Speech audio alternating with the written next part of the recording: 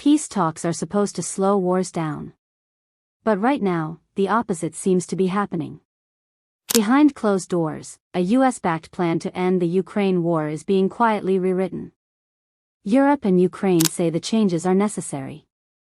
Moscow says they've just sabotaged peace. And while diplomats argue over wording and timelines, Russian drones, bombs, and missiles are still raining down on Ukrainian cities.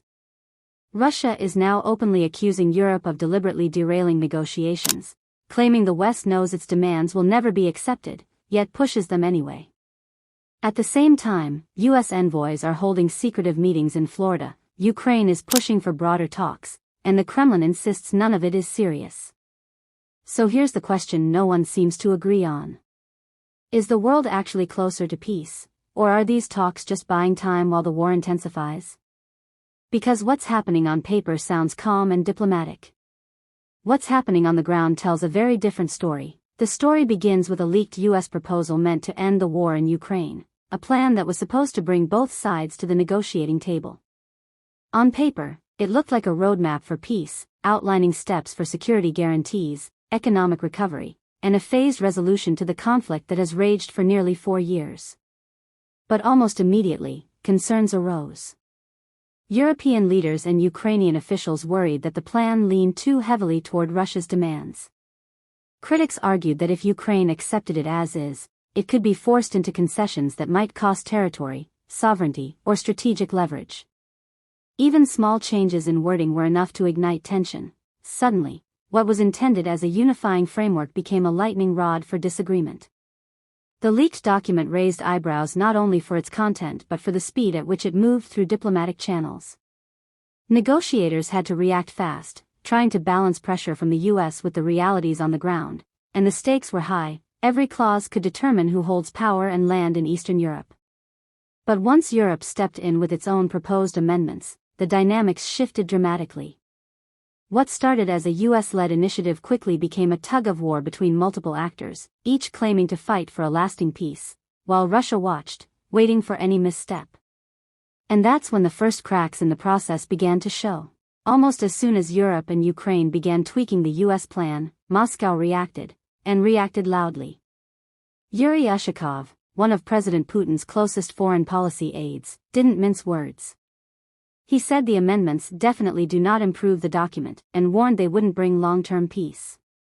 In other words, Russia was signaling that it saw the changes not as constructive input, but as a deliberate attempt to derail negotiations.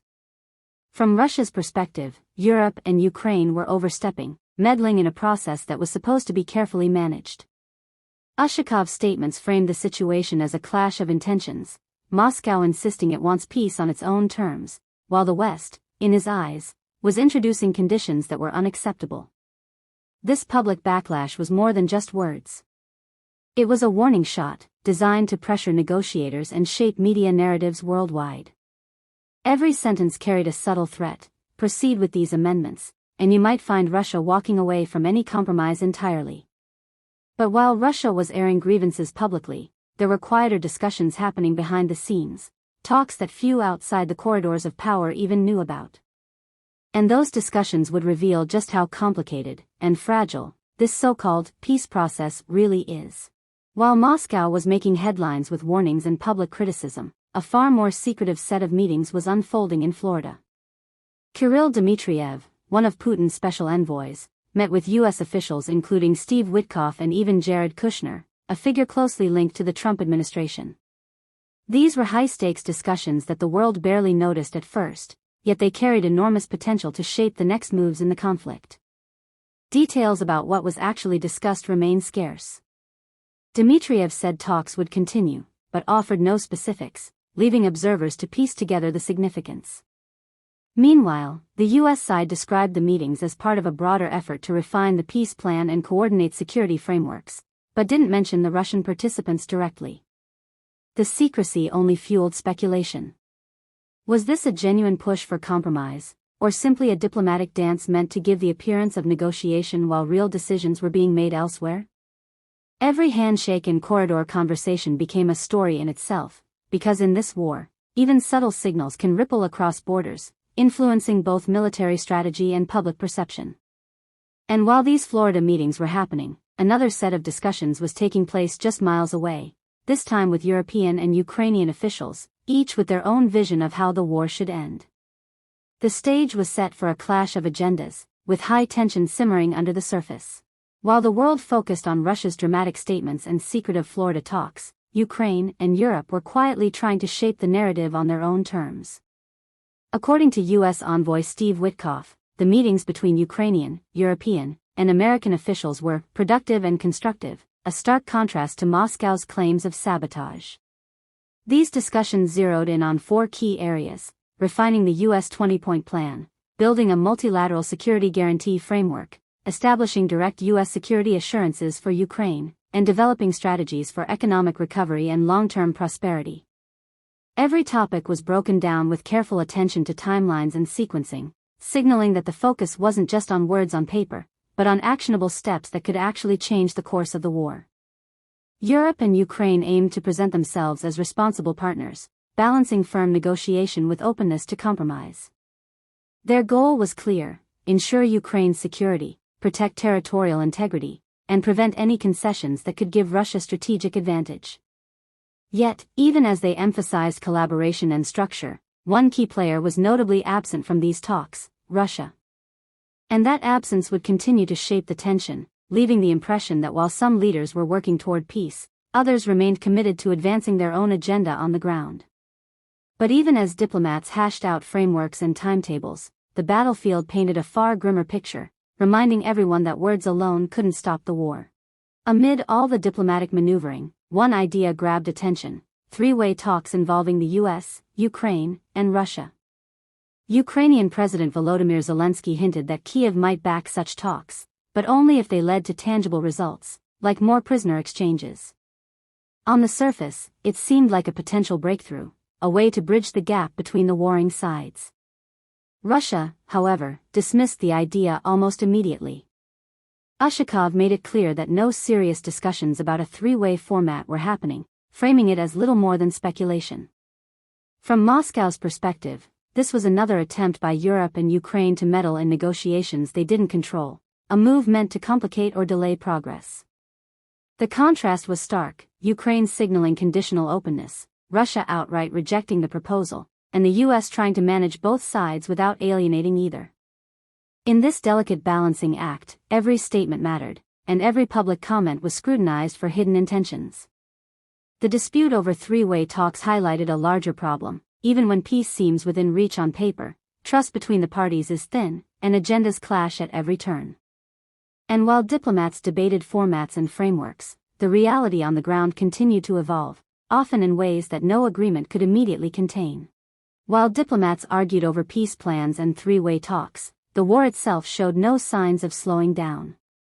In the Sumy region, fighting erupted in areas that had largely been spared since Ukraine's 2022 counteroffensive.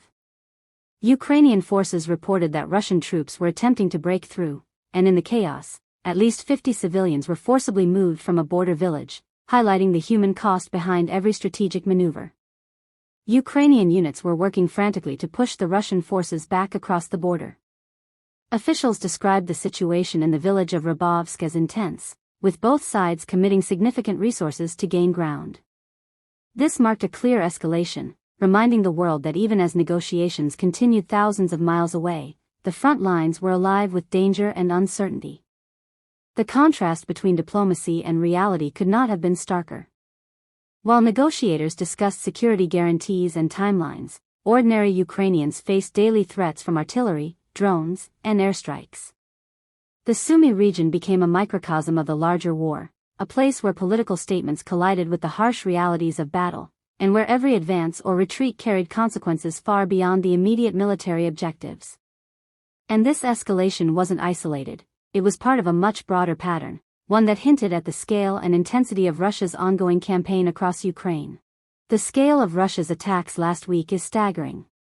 According to President Zelensky, Ukrainian forces faced approximately 1,300 attack drones, nearly 1,200 guided aerial bombs, and 9 missiles of various types in just a single week. These aren't abstract numbers. Each drone, bomb, and missile represents a strike on cities, infrastructure, and the lives of ordinary people. These figures reveal the intensity and relentlessness of the assault. Even as diplomats in Florida, Miami, and Brussels hashed out timelines and frameworks, Russia was relentlessly testing Ukraine's defenses and resources.